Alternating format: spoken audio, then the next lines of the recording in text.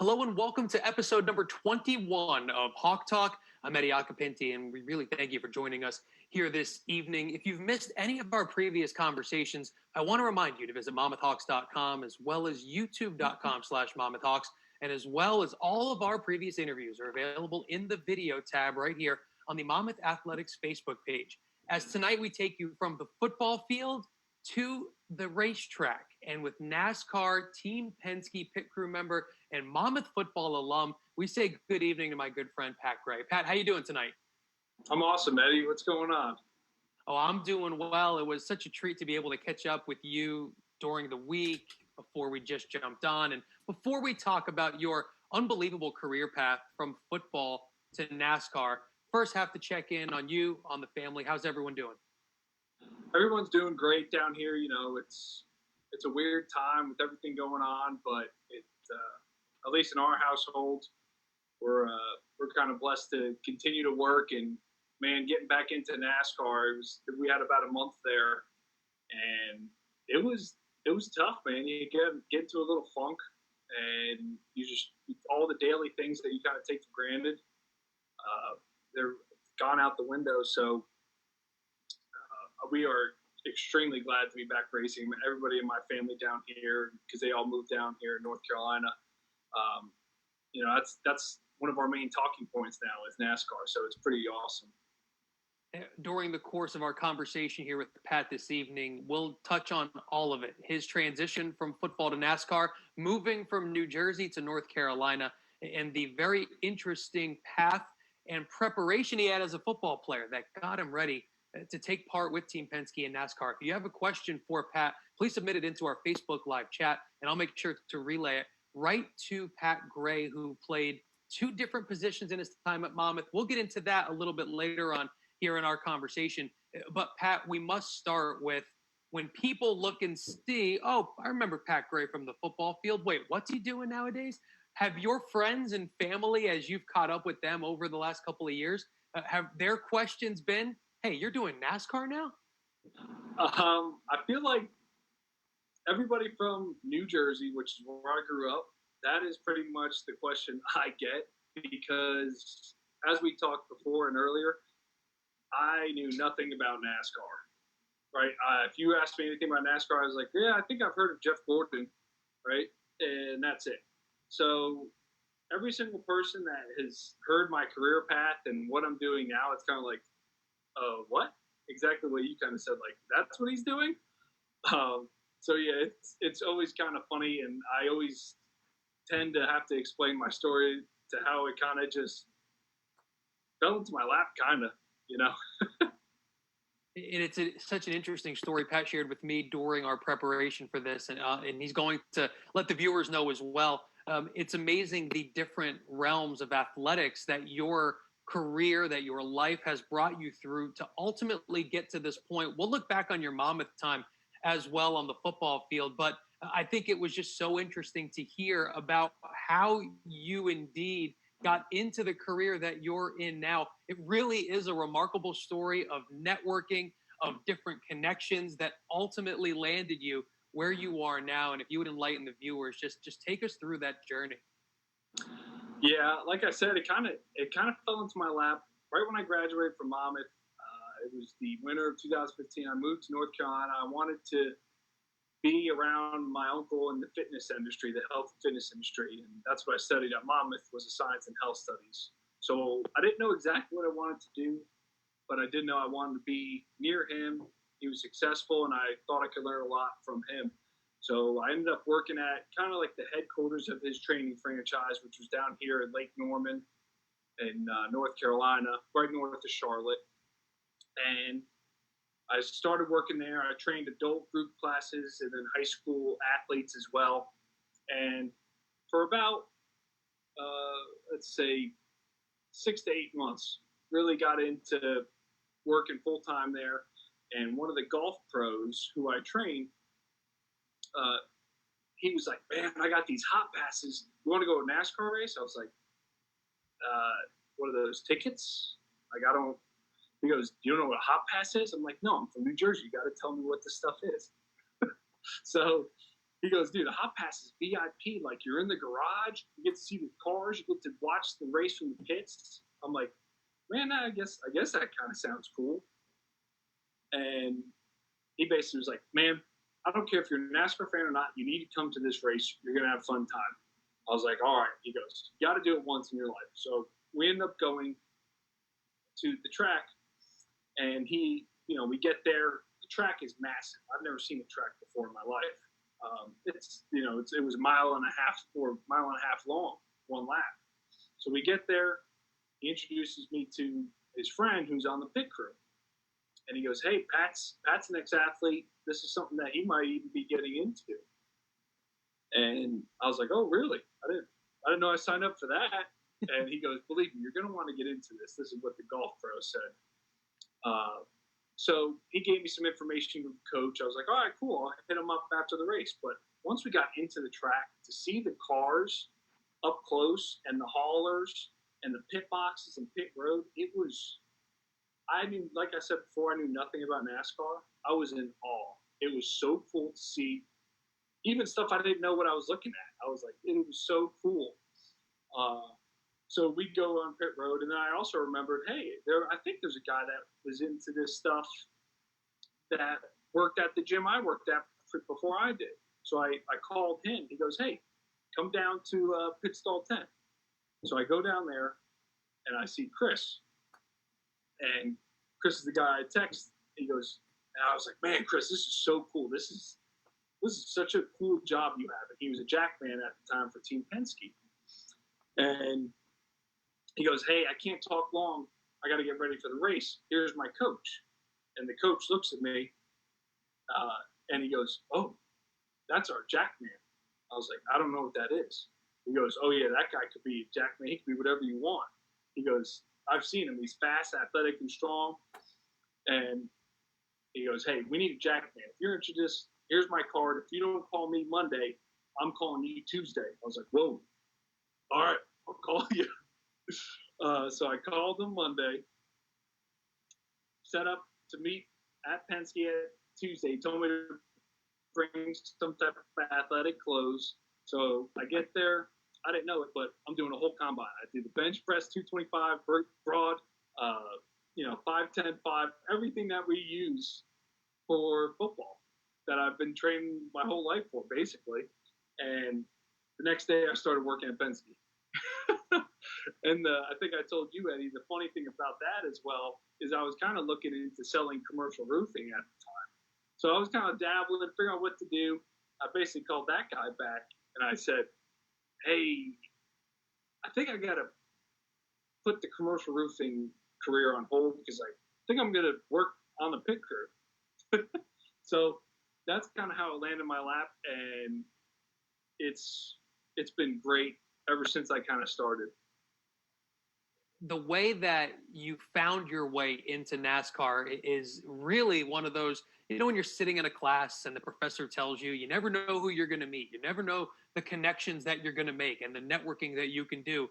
When that whole process was going on, did any of that cross your mind, or did it happen so fast that you just figured, you know what, I'm going to take this ride one step at a time and just see where it ends up? So it's exactly what you said. Like, you have professors, you have role models, you have coaches that always say, hey, you got to work hard and it's going to pay off. And my uncle also told me this too.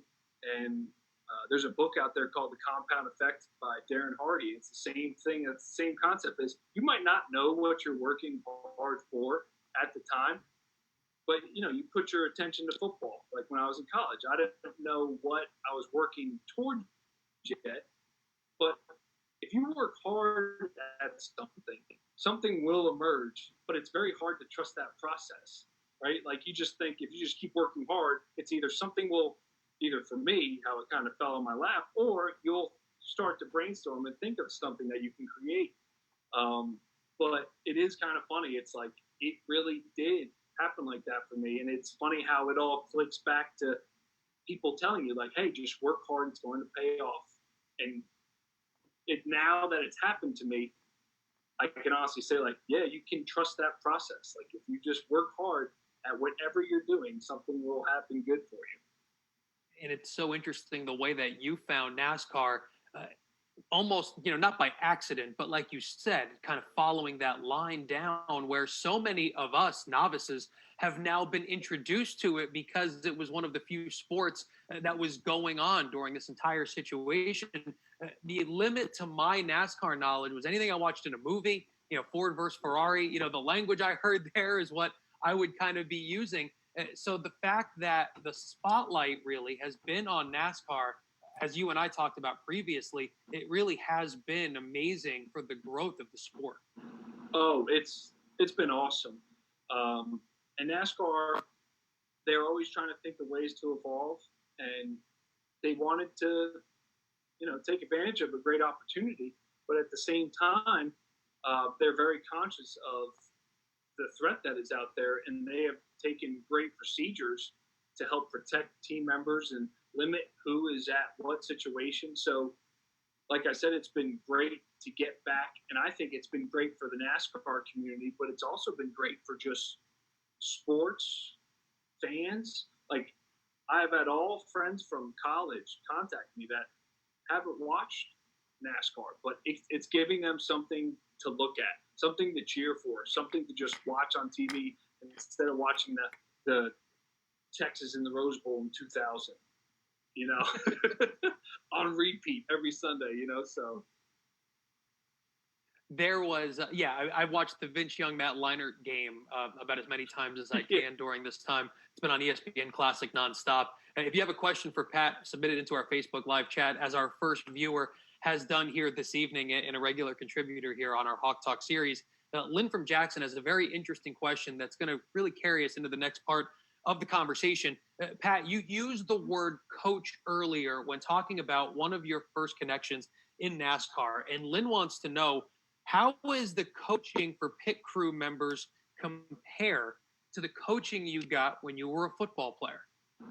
So it's very similar. I would say the coaching in NASCAR is something that is somewhat new. The coach in NASCAR is something that's maybe been created, I would say, within the past decade or two.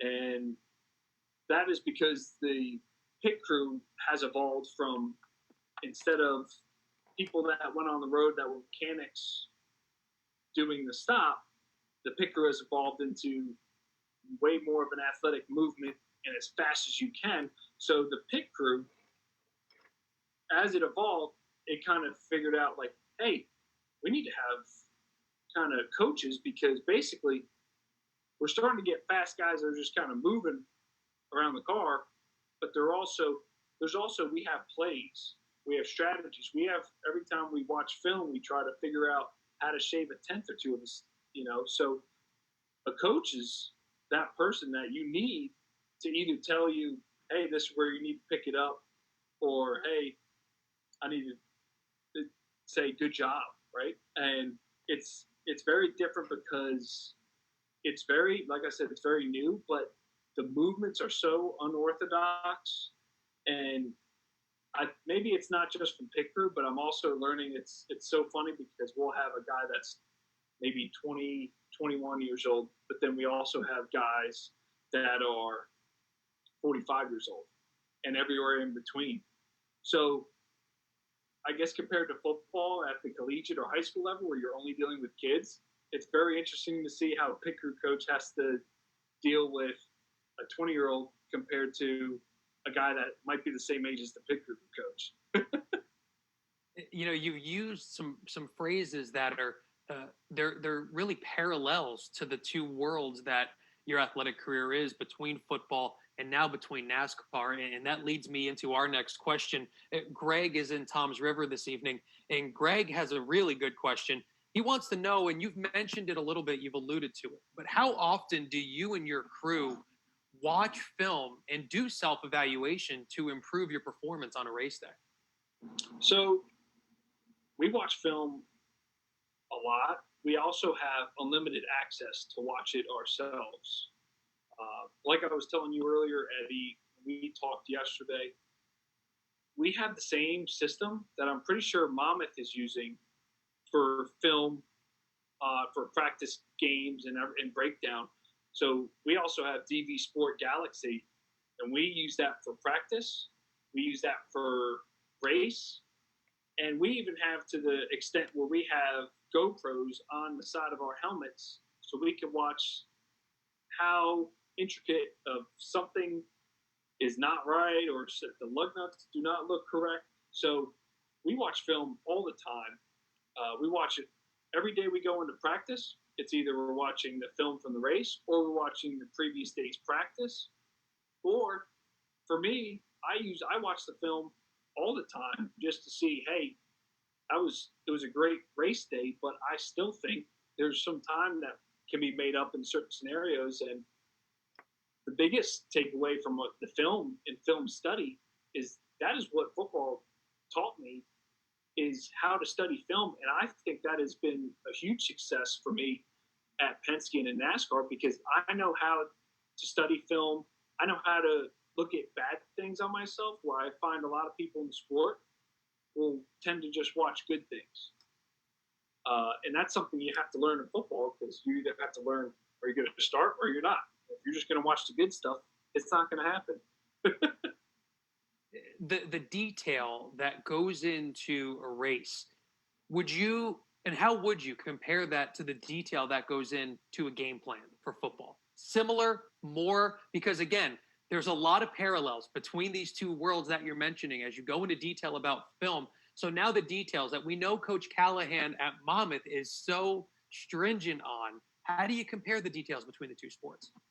So the details between the two, I would say, is football, you have, like you would say, a game plan. The coaches have a game plan. It's very well thought out. I would say for pit crew, we do have somewhat of an idea of what we're going to get at the track. But I would say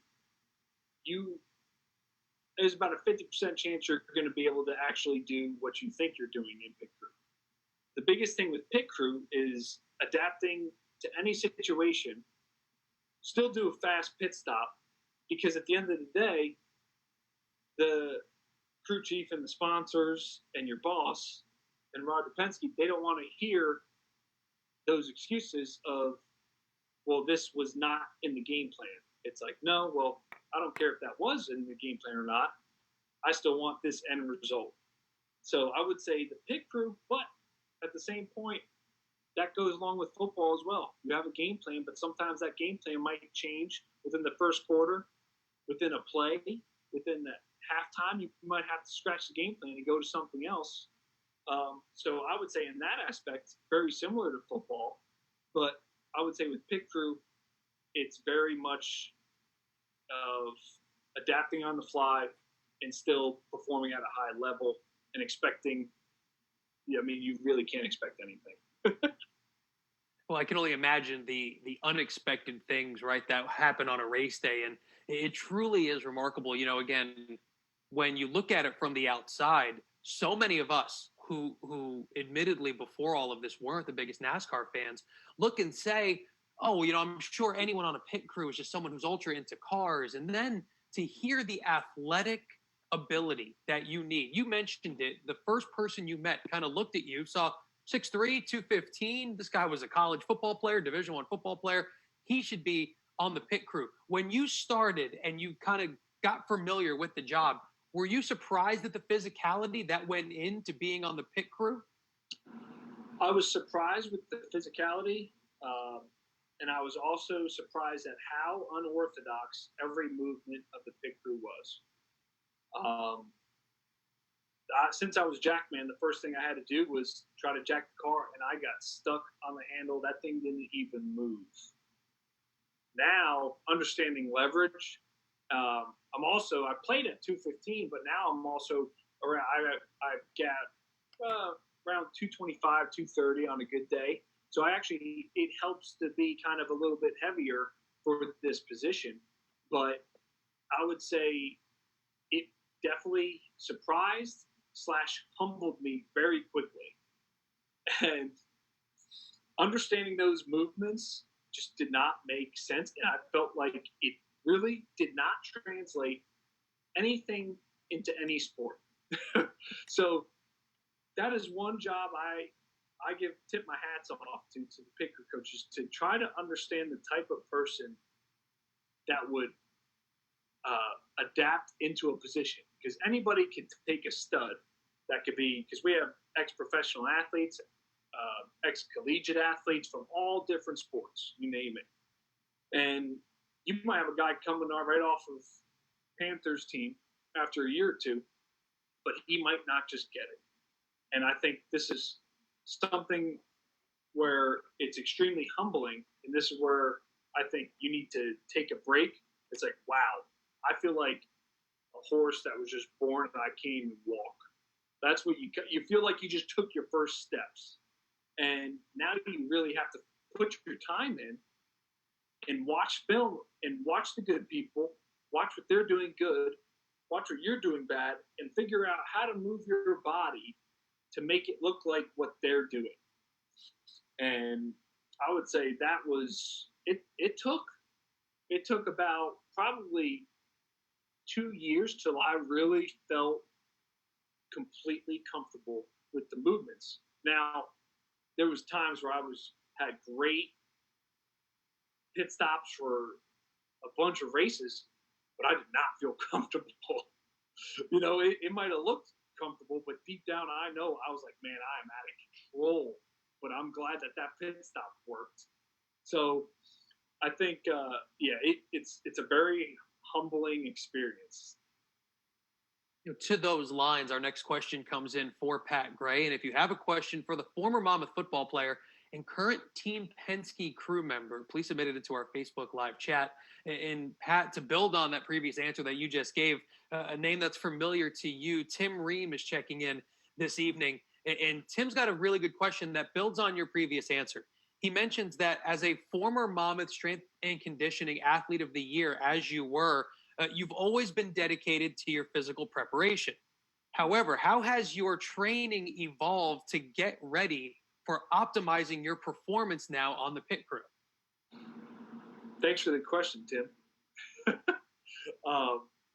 The strength and conditioning aspect is something that completely surprised me, because I didn't even know that was involved in this. But I'm so glad that it is. And having that connection with Tim, I had a great relationship with Tim in the weight room, and being that dedicated to the weight room and strength and conditioning throughout my collegiate career has definitely put me above, I think, some of the other people. And I would say this sport has evolved from mechanics or people that liked racing that did pit crew. Well, now you have athletes that are getting into it, and it's tough for those people to understand why the strength and conditioning aspect is so important. What I'm seeing now is it's important because this is my job as well. Not only is it important to stay healthy just as a human being, but now it's important because the longer I can be stronger and well conditioned, the longer I can have a career as a pit crew member. So the biggest thing that helped me tremendously with my background in strength and conditioning is when I was learning, I still kept my dedication to the weight room and focusing on core and kind of just a full body strength and conditioning program, because there were so many different movements that it kind of, you would feel in your back, you'd feel in your shoulders, you'd feel in your knees, and it was just it kind of hit every part of your body. And deep down, I knew that, hey, I might be sore, but I need to keep this going. I need to keep my strength. I need to keep my flexibility. And I think that is something that I've dedicated myself to throughout these 4 years of pit crew, and it has helped tremendously. And I don't know if you know this, Eddie, but NASCAR changed the pit stop 2 years ago. So I'm a jack man, so I have to jack the car up. They equated that jacking the car up is about a 315-pound bench press, and we have to do it with one pump. But then I also have to put 2 tires on the car and the tires are 70 pounds each, but they want you to move it, you know, within a half a second. So it's moving decently heavy weight, but really fast, and it's an awkward object. So that's all weight that's away from my body. So that's why my core strength and the dedication to the strength and conditioning aspect of our job is so crucial. But it's also hard to kind of get those people that are older in their careers to understand, like, hey, this is something that's valuable, and the stop has changed since when you started, and you need to understand that this could elongate your career and this could make you healthier. And I think your experience with it's really educating a lot of us to the ins and outs and what goes in behind the scenes. We watch the car go around the track so many times, and to know what goes in to those pit stops, it's fascinating. And with that in mind, we now get our next question. Comes in Isaac Sullivan, someone you know well, been around the Monmouth football program for quite a while. Isaac has an interesting question, Pat. If you kind of take the step back overall, physically, what was harder for you, football or NASCAR? Ooh, I would have to say NASCAR, because football, I had so many years to get ready for a career in college football. You start Pop Warner and PAL, and you get taught from. I started in, I think, 5th or 6th grade, so you have years and years to just understand some basic concepts of football, and it's something that you're grown up with. Even if you're not playing football in a controlled environment, you're going to throw the football with your buddies, and you're going to play some, two-hand touch football or something like that. And pit crew is something where it was completely foreign to me. I knew nothing about it, and like I kind of mentioned earlier, none of the movements are anything that you could relate to any movement in any sport. So it was such a humbling experience to start NASCAR, because I felt like I was gifted enough to play multiple sports when I was in high school, and it felt fairly easy to get good at some of those sports, or decent enough to make the team. But NASCAR, I felt like I had to work so hard to get even decent, or to just feel somewhat under control. So I guess Isaac, yes, NASCAR was way harder for me. In the way you ended that answer is a point that I'll bring up in just a minute, but we have another question coming in. And Carl's in Philadelphia tonight. Carl, thanks for watching our Hawk Talk show. And Carl has a question. We're going to go right to the NASCAR track now. And he mentions Zach Price, one of Ryan Blaney's pit crew members, was injured recently at the Brickyard 400. Two questions, kind of a two-part. Do you know what happened with that? And have you had any close calls yourself with injuries on the racetrack? So yeah, Zach's doing all right. I talked to him via text message, and he said he's going to be good.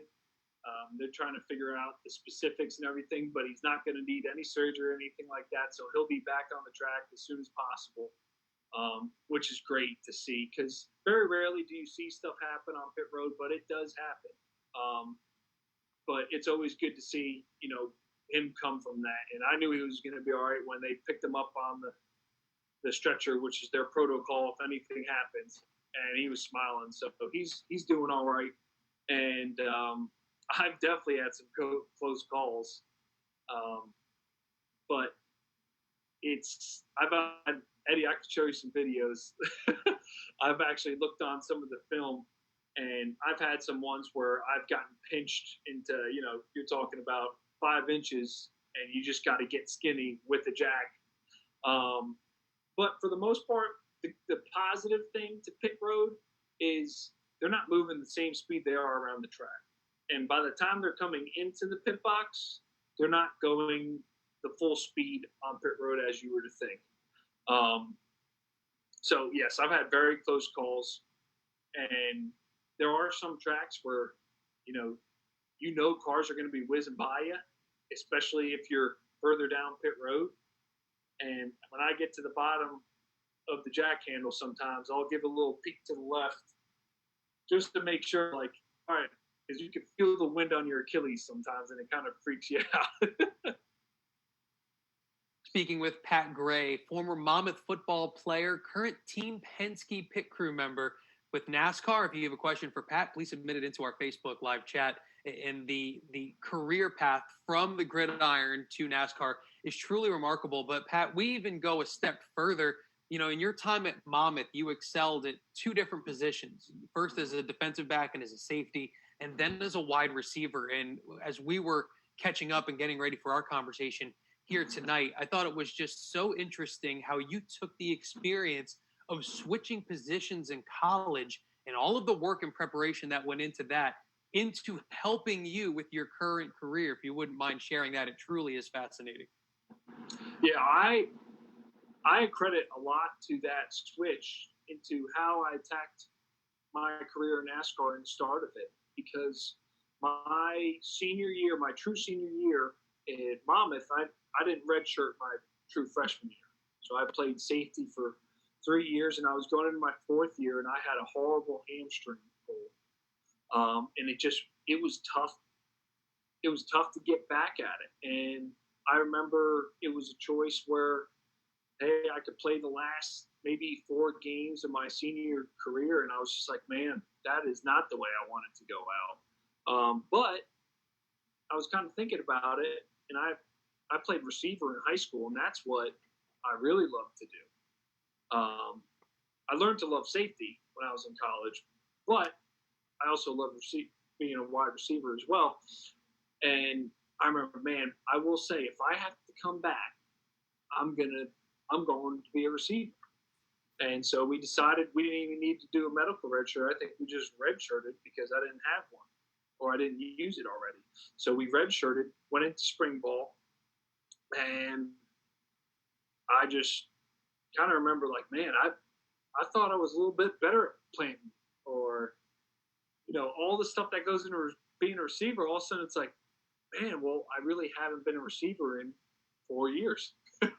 So now it's kind of like, all right, we got to kind of refresh it. But then at the same time, you need to learn to be good at the collegiate level, not at your high school level that you played.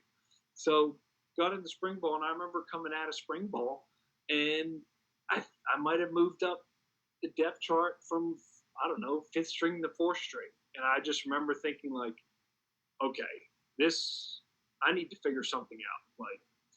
Like, I'm not going to do this switch to do this again.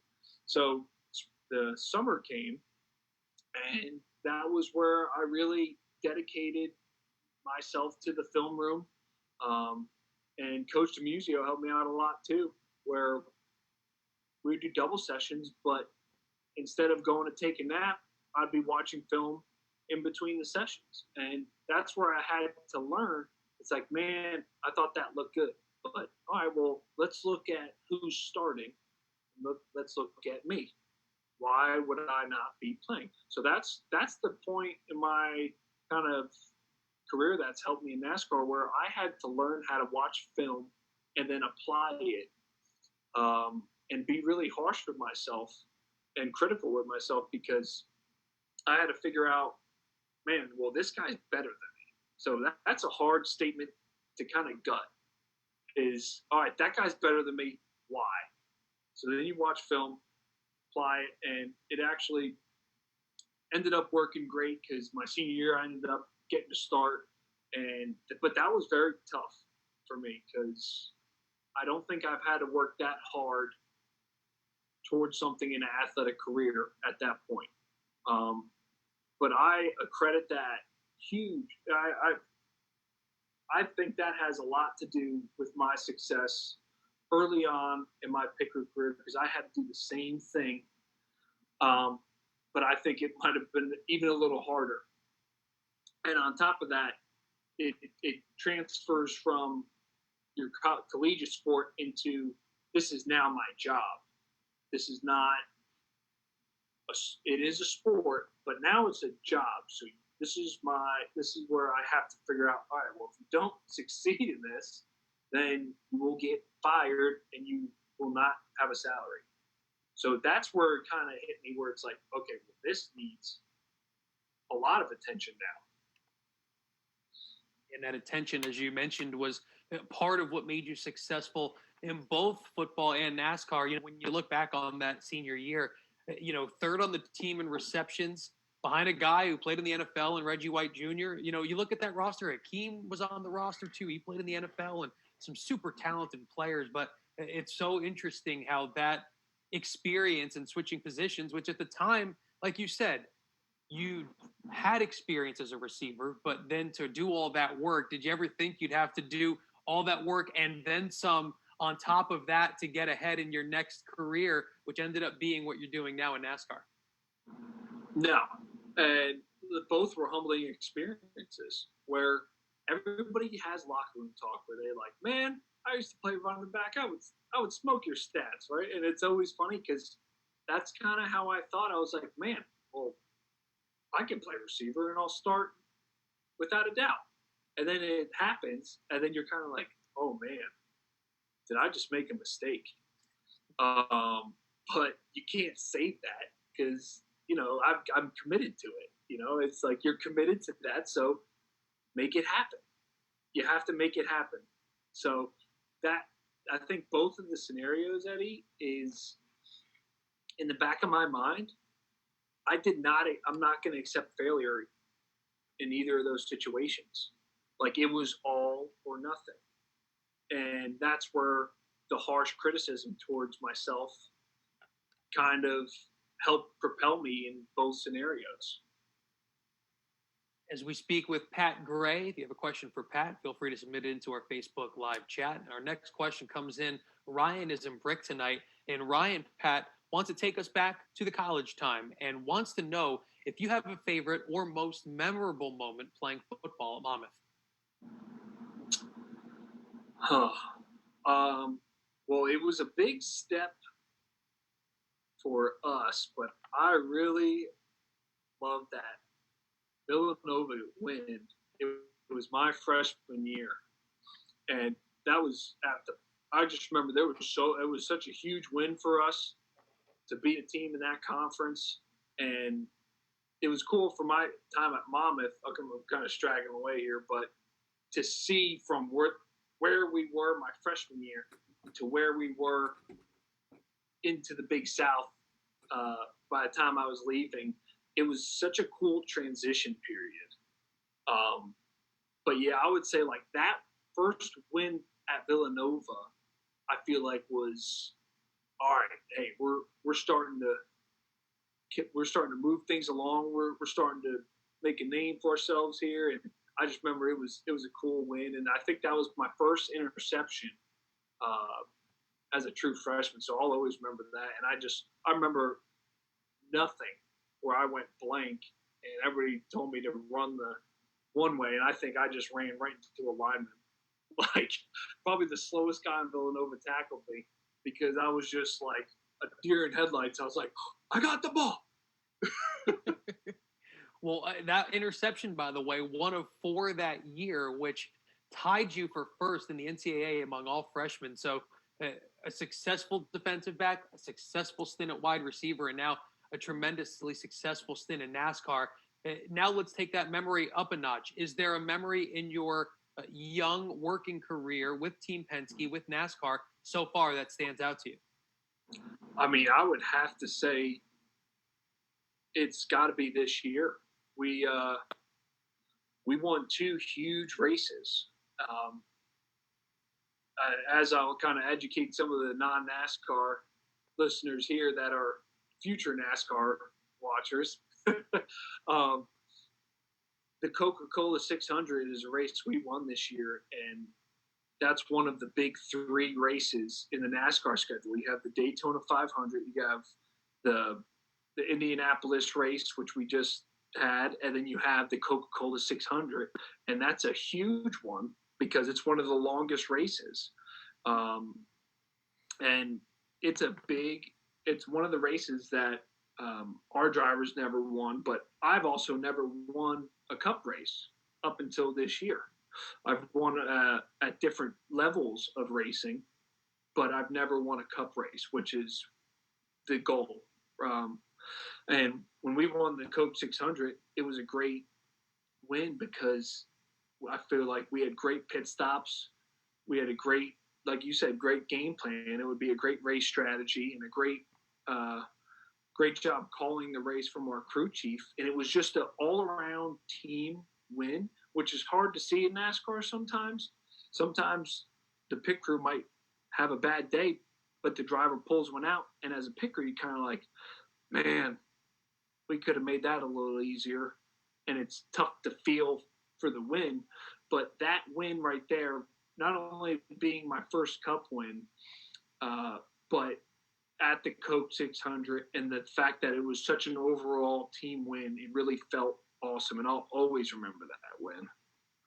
And whether it was working your way up, as you detailed to me, through, kind of the circuit to get up to the show, if you will, up to the big leagues, now that you're there and just could speak to whether it's the Monmouth student athletes now who are looking to enter the working world, or maybe someone that's interested in what you do, what would be the advice that you would give them, or even a younger version of yourself? So the biggest thing that I would say that I'll relate to the working force of all the alumni or the current students is, yeah, my job has a lot to do with athletic and physical performance, but I would say there's about 50% of my job is social skills and leadership. And that's something that you learn in sports. Like you will learn how to deal with a lot of different personalities, and you need to understand how to make that work in a team environment, and leadership as well. It's a sport where you're going to have bad things happen, and you need to be able to have that leadership to kind of help each person on the pit crew or team get over that and be able to adapt to adversity. And that's something that can be applied to not only a job like mine, but that's something that can be applied to every person in the workforce. Where my fiance, Kim Clemmer, she's not in a physical, I would say, performance career, but it's funny. We'll talk about the similarities in what we have to deal with leadership and social skills, and she was a very successful leader at Monmouth, where she was a captain. She might yell at me for this, but I think she was captain for 4 years, and it's crazy to see how she applies those same skills to the job she has now. And it has nothing to do with physical performance. So I would say, Eddie, it's going to be something that it'll be hard for student athletes to see while they're at Monmouth.